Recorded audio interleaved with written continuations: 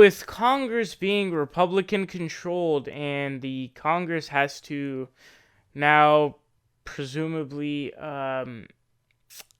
bring a budget that will be decided between the president and Congress, they are now trying to figure out their package. And we have done a bit on Rand Paul on here, but Rand Paul has actually decided to go astray from the GOP's plan because he is citing it as only going after repealing the Affordable Care Act.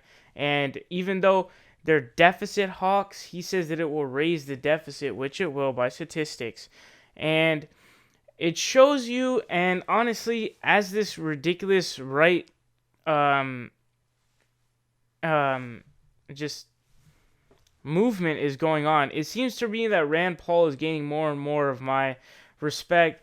Not necessarily that he's right on things, like he is right on certain things like civil liberties and things like that, but he's horrific on things like the tax plan, where he would just give rich billionaires like the fattest passes ever. Also, he is one of the true deficit fiscal conservatives, I'm going to say. He actually gives a shit about the deficit, and I can respect that. At least he gives a fuck. These Republicans nowadays, they're not even consistent. They just want to do away with anything Democrats put in. They don't give a shit if it's good for the American people. They care about their donors, and they care about their fucking Christianity, dude. It's ridiculous. So, the Hill's reporting on this. They say Senator Rand Paul said Wednesday that he will vote against a budget resolution that paves the way for lawmakers to repeal Obamacare. The more things change, the more they seem to stay the same, he said on the floor. What will be the first order of business for the new Republican majority? To pass a budget that never balances. They also say Republicans are using a process known as reconciliation to clear the budget through the upper chamber with only 50 votes.